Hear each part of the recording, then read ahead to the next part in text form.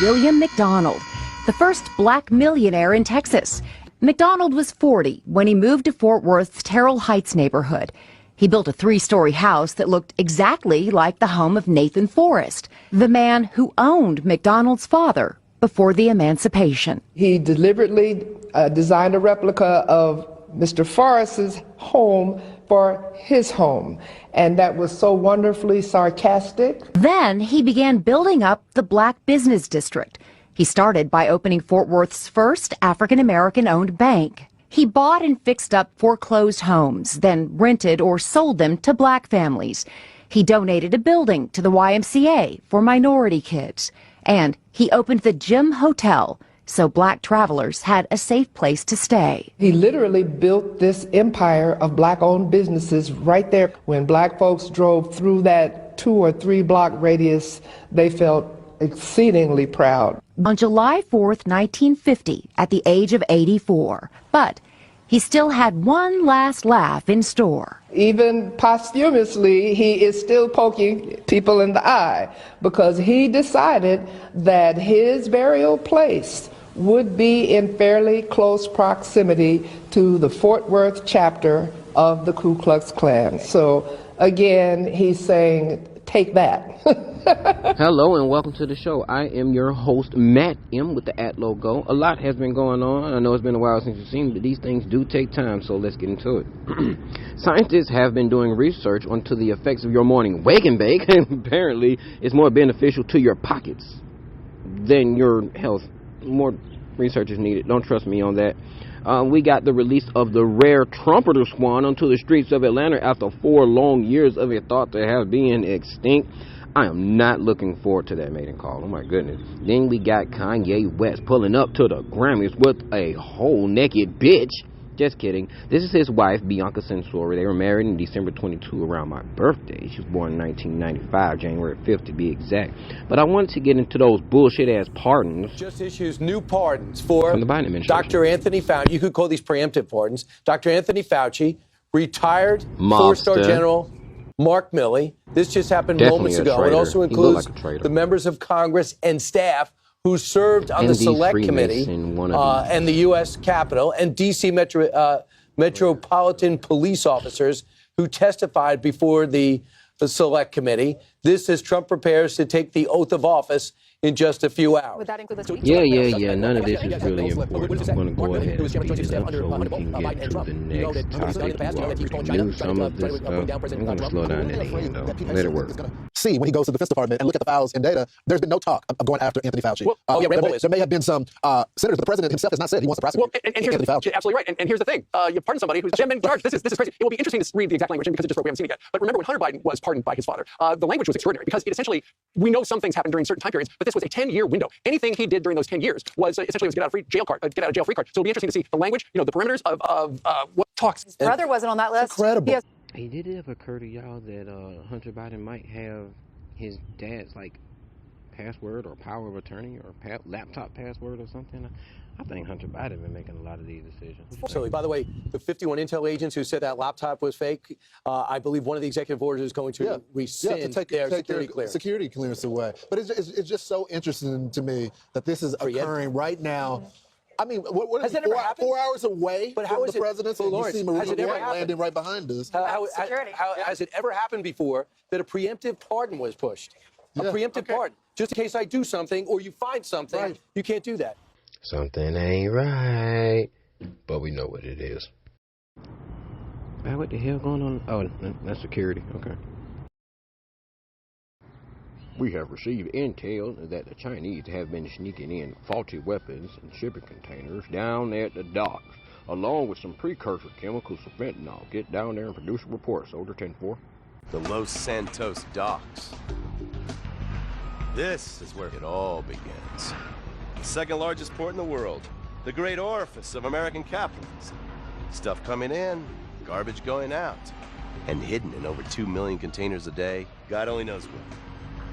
The cartels pay off some low-level schlub, and suddenly you've got military-grade weapons, badly cut crystal meth, and grade A yayo from Mexico flooding our streets. And once it hits the hood, it's anarchy, with a side of murder, hold the fries. Or maybe the Chinese are slipping some of our high-security weapons systems in with the recycling, and we're giving up our national security for nothing? Who knows? Who cares? As long as the financial party continues, we'll just keep picking up. At Homeland Security Special Agent in Charge, Eddie Wong, and Cheryl Davies, the Director of Field Operations for Los Angeles Customs and Border Protection. We're here today to announce federal criminal charges against 9 defendants who worked with partners in China to operate a criminal network that illegally smuggled what we estimate to be more than $200 million worth of counterfeit goods from China into the United States through the ports of Los Angeles and Long Beach. The Los Angeles and Long Beach ports are the busiest container ports in the Western Hemisphere. Ensuring the integrity of whose country is critical to our border security and ultimately to our national security. The 9 defendants charged in the indictment participated in a wide-ranging scheme to circumvent inspections at the ports of Los Angeles and Long Beach. The scheme involved logistics companies, warehouse owners, and corrupt truckers. They worked as criminal partners to defy U.S. customs laws to illegally smuggle enormous quantities of goods from China into the United States. 8 of the 9 defendants have been arrested. One defendant, the lead defendant, who orchestrated the scheme, is a fugitive and is believed to be in China. Let me talk to you about how the scheme worked. The scheme, the defendants and their criminal partners in China filled shipping containers with contraband, counterfeit goods, illegal and dangerous chemicals, and other contraband that is not permitted to be imported into the United States. U.S. law requires that all containers coming into the United States be sealed with a locked security seal that is assigned a unique number. This is a security system. Containers, from the time they leave China, cannot be opened until they arrive in the United States and clear the Customs and Border Patrol inspection process. And the seals are key. All right, so this happened right down the street from where I work, and I was heading there one morning, and it was not this many people out in the morning, but in the afternoon, I looked over the bridge and I asked my Lyft driver, I'm like, yo, man, you see that? And he was like, yeah, I drove through it a couple of times, man. Those people got laid off from Walmart Fulfillment Center.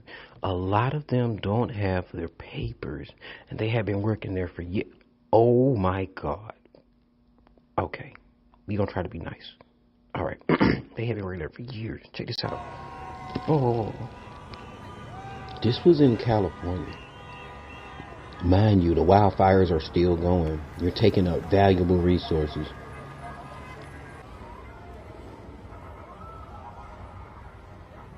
This was in another part of LA called Altadena. It's a mostly black neighborhood, but it has been taken over by these illegal immigrants.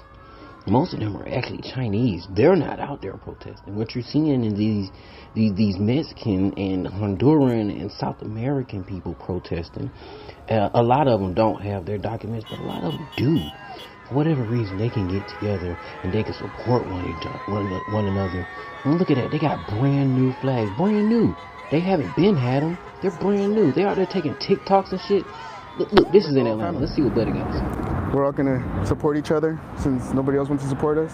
So we're going to have each other. Told you.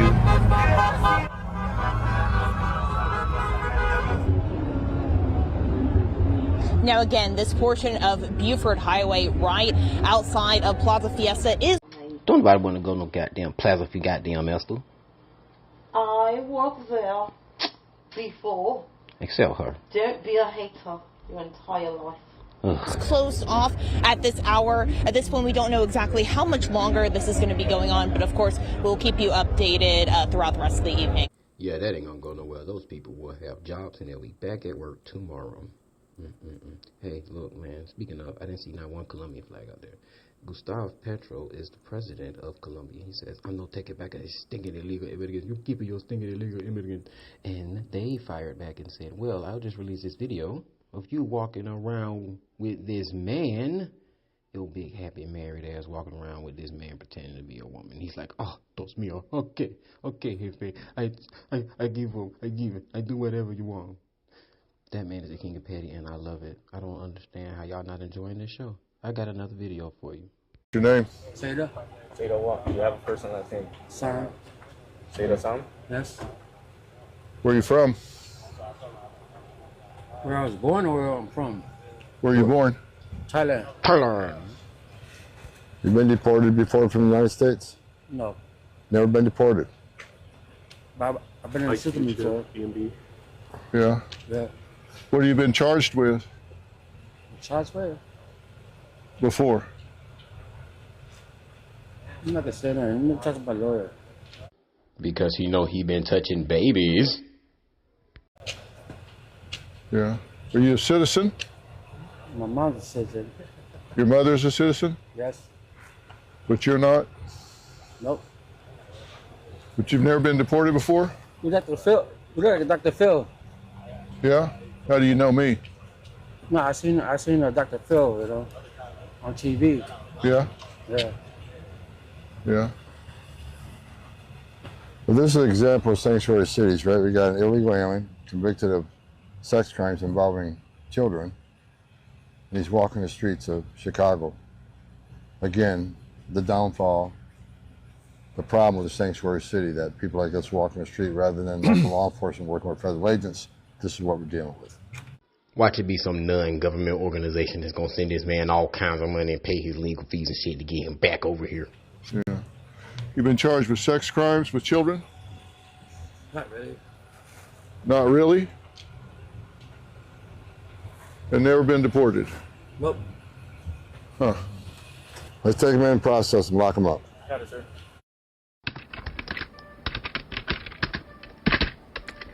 Not only do they protest every fucking where about this shit, but they don't even want you coming back to the place where you fucking came from. So now you're just here, stuck.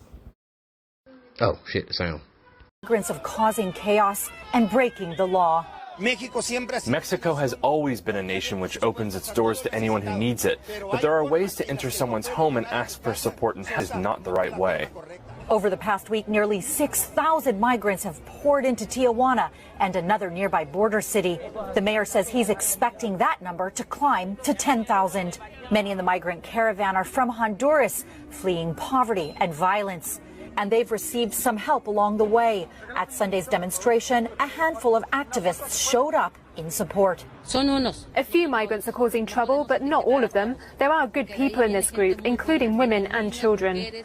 Over the past week, Mexico and the U.S. have stepped up security at the border. President Donald Trump and suspending asylum. Now's a good time to learn how to weld. For migrants who enter the U.S. illegally. Meanwhile, in Tijuana, authorities have urged the migrants to head to shelters for their own safety.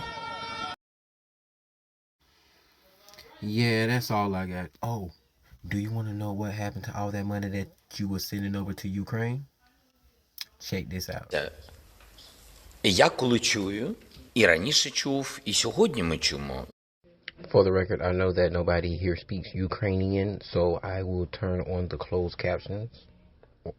Від Сполучених Штатів Америки, що Америка дала Україні сотні мільярдів, 177, якщо сказати більш точно. Така звучала точна цифра, яку підтримували або голосував Конгрес, тощо різні організації. Дивіться, я як президент воюючої країни вам говорю, ми отримали більше 75.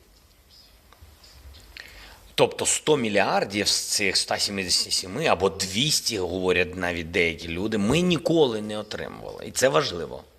Бо ми говоримо про конкретні речі, бо ми отримали це не грошима, а зброєю. Ми зброю отримали на 70 з чимось мільярдів. Є навчання, тренування, є додатковий транспорт, є не тільки ціну на зброю, були гуманітарні програми, соціальні тощо. Але коли говорять, що Україна під час війни отримала 200 мільярдів на підтримку армії тощо, це неправда. Я не знаю, де всі ці гроші. Sparks began to fly as Super Mayor Tiffany Henyard abruptly showed up at a Thornton Township budget meeting where activist Jedediah Brown called Tiffany Henyard a bitch.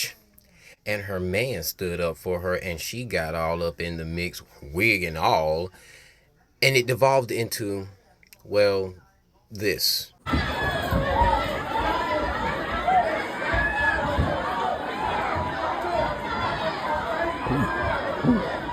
Beat. And here I go. Bam.